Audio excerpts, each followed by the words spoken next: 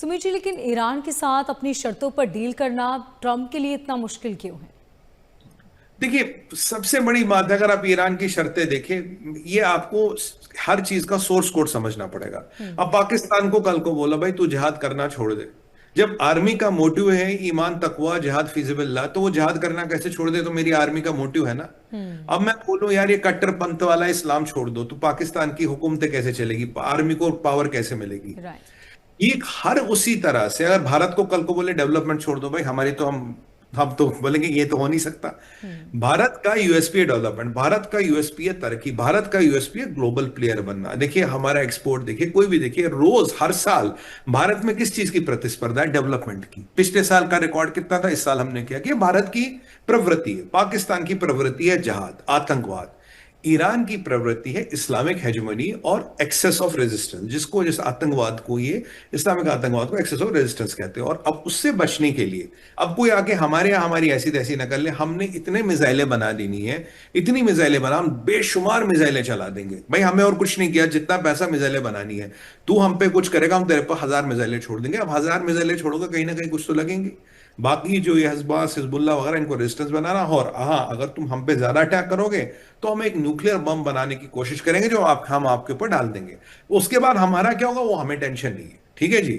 तो हर कंट्री का कुछ चीजें ऐसी है जो कॉम्प्रोमाइजेबल नहीं है। अब यहां देखिए, क्या यूरेनियम ईरान वापस देगा? बिल्कुल नहीं देगा। क्या आप न्यूक्लियर बम बनाने की कवायद छोड़ोगे? बिल्कुल नहीं छोड़ोगे। क्या आप हमास हिजबुल्लाह को सपोर्ट करना छोड़ोगे? नहीं छोड़ोगे। क्या आप ये जिहाद और जन्नत वाला रास्ता छोड़ दोगे? नहीं छोड़ेंगे। तो जब हमें ये सब चीजें छोड़नी ही नहीं है, ये चीजें चार पांच चीजों पे हमें कॉम्प्रोमाइज करना ही नहीं है, हम डेवलपमेंट की बात नहीं करेंगे, हम टेक्नोलॉजी, हम साइंस की, हम प्रतिस्पर्धा करनी है तो करिए ना, टेक्नोलॉजी में करिए, ह्यूमन डेवलपमेंट में करिए, इन्फेंट मोर्टेलिटी रेट में करिए, इन्वेंशन में करिए, डिस्कवरी में करिए, नई नई टेक्नोलॉजीज में करिए। बट यहां हम तो बम और बारूद वाले लोग हैं। तो इसीलिए ये जो हर, अब इसी से वहां की रिजीम को, मुल्ला रिजीम को पावर मिलती है। यानी कि अगर मैंने इन पे कॉम्प्रोमाइज कर लिया, मेरी अपना पावर स्ट्रक्चर खत्म। अगर मेरा पावर स्ट्रक्चर खत्म, मैं सत्ता में कैसे रहूंगा? अगर मैं सत्ता में कैसे रहूंगा, मैं सत्ता का मेवा कैसे खाऊंगा? तो इसीलिए जो अमेरिका है उसके लिए इनके साथ कंपीट करना मुश्किल है। और देखिए, किसी भी इस्लामिक थियोक्रेसी में इलेक्शन नहीं होता। अब आपकी ये उम्मीद है, चलो अमेरिका ट्रंप हट जाएगा, कोई दूसरा बैठ जाएगा। इंडिया में है, चलो जी अभी मोदी जी है, तो वैसे तो वही आएंगे, पर मान लीजिए कोई और भी आ सकता है। जी। या मतलब संभावनाएं हैं, यहां संभावना क्या? संभावनाएं जीरो है। तो जब मेरे पास एक ऐसी सत्ता है जिसमें मैं चिरकाल तक बादशाह हूं, मेरे को कोई हिला नहीं सकता, कोई इलेक्शन, कोई सिलेक्शन नहीं है जब तक मेरा एलिमिनेशन नहीं होता। जी। मैं हर चीज वो करूंगा जो मुझे सत्ता में बना के रखेगी। उसके लिए जहाद और जन्नत की बात करना हो, न्यूक्लियर बम बनाना हो, स्टेट ऑफ हॉर्मोस में ऐसी तैसी करवानी हो अपनी, हम्म। या अपने देश को चाहते हुए बैंकरप्ट कराना हो, मैं सब कराऊंगा, क्योंकि मुझे सत्ता में रहना है। सत्ता चीज ही कुछ ऐसी है। तो इसीलिए अमेरिका और इनमें फंडामेंटल डिफरेंस है। देखिए, एक जैसे अगर आप, जैसे मैं मोनिका जी आपको बोलूं, हम सब ने जिलेबी खाई होगी, पर आप सोचिए नमकीन जिलेबी कैसी होगी?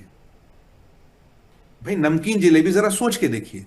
जिलेबी तो मीठी होती है ना, अब जी। नमक का घोल उसमें डाले तो जिलेबी खाए, तो खुद सोचिए खाई जाएगी क्या? बिल्कुल ये वही नहीं। वाली बात है, ये नमकीन जिलेबी वाली बात है। तो यहाँ चीनी और जिलेबी का मेल है, नमक और जिलेबी का मेल नहीं है। वो वाली परिस्थिति ईरान और अमेरिका के बीच है। इसलिए यहाँ कुछ संभावनाएं निकलना, कुछ समझौता निकलना अत्यंत दुश्वार और अत्यंत डिफिकल्ट है। मुझे नहीं लगता कोई बात बनेगी। फंडामेंटल डिफरेंस है जी।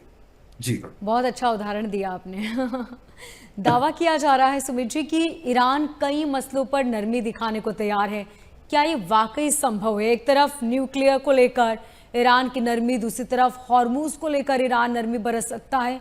अगर ये हुआ तो फिर ईरान के पास बचेगा क्या? बिल्कुल सही आपने कहा। देखिए, हम कट्टरपंथी है, और जो सबसे बड़ा कट्टरपंथी है वो सुप्रीम लीडर बनता है। जो सबसे ज्यादा जन्नत और जहाद की बात करे वो सुप्रीम लीडर बनता है, ठीक है जी।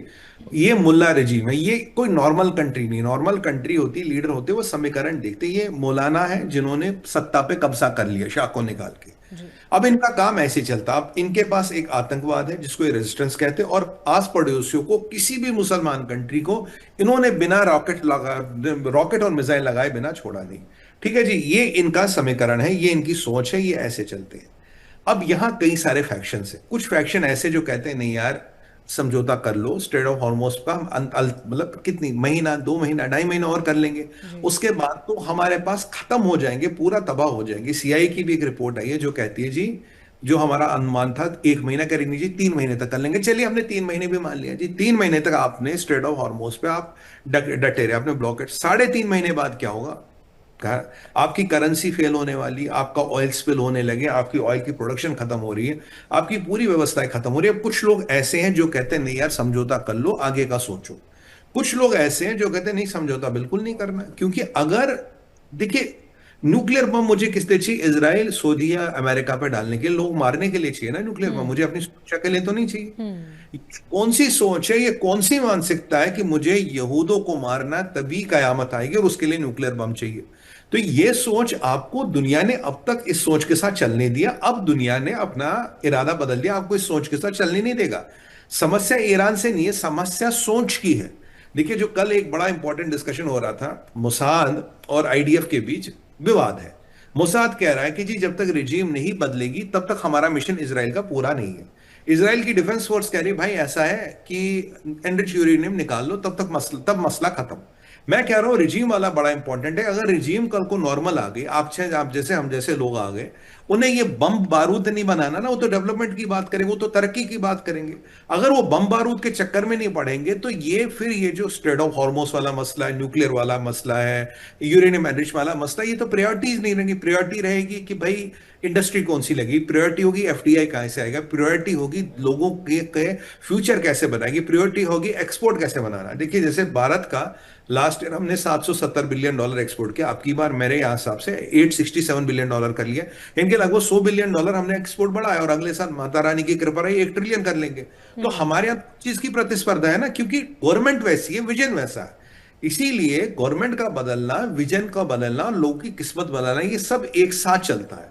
पर ये लोग जो इनका कट्टरपंथ वाली विचारधारा, उसमें संशोधन का प्रावधान नहीं है। अगर इन्होंने संशोधन कर दिया, ये सत्ता से क्या, ये पूरे सीन से गायब हो जाएंगे और ये वो चाहेंगे नहीं। इसलिए इनके यहां संशोधन का प्रावधान नहीं है। जो लोग इन्हें कह रहे हैं वो ठीक कह रहे हैं भाई, आगे की सोचो, पर ये लोग मानेंगे नहीं। क्योंकि नहीं तो आप बताइए मुझे, स्ट्रेट ऑफ हॉर्मोस एक इंटरनेशनल वाटर में, मेरे बाप की जागीर थोड़ी ना, मैंने उस पर कब्जा कर लिया। भाई कब तक कब्जा कर लूंगा? 1 महीना, 2 महीना, और 2 महीने बाद क्या होगा? और जैसे आप बोलते हैं न्यूक्लियर, यार न्यूक्लियर तुम एक पूरी कंट्री को बर्बाद करोगे, तुम लाखों करोड़ों लोगों को मारोगे। मतलब ये तुम्हें कौन बना देगा? इसराइल के पास भी तो फिर न्यूक्लियर है ना, अगर आप न्यूक्लियर की बात करें उनके पास भी है। जिस दिन उन्हें लगेगा यार आप, या तो वो नहीं या हम नहीं, तो अब उस दिन क्या होगा? क्या होगा? हमने हिरोशिमा नागासाकी देख रखा है, भगवान न करे ऐसा दुनिया में कभी हो, पर अगर वो होगा या तो तुम या हम, फिर क्या होगा? इसराइल के पास न्यूक्लियर, तो ऐसा तो नहीं इसराइल के पास न्यूक्लियर नहीं है, अमेरिका के पास न्यूक्लियर नहीं है। तो अल्टीमेटली न्यूक्लियर की लड़ाई में कोई जीतता नहीं है, संपूर्ण विनाश है। ये इन मौलानाओं को, ये इन जहादियों को कौन समझाए? तुम किस किस विनाश की तरफ जा रहे हो, किस बर्बादी की तरफ जा रहे हो? इनको संशोधन करने चाहिए, फजिस के जैसे लोग को सामने आना चाहिए, और ये आईआरजीसी की दुकान बंद करनी चाहिए, जो मुश्किल है। मैं मानता हूं अभी भी कुछ ना कुछ हो सकता है, अगर केवल सोच बदली जाए, अपने कट्टरपंथी इरादे बदले जाए, चीजें हो सकती है, समाधान हो सकता है।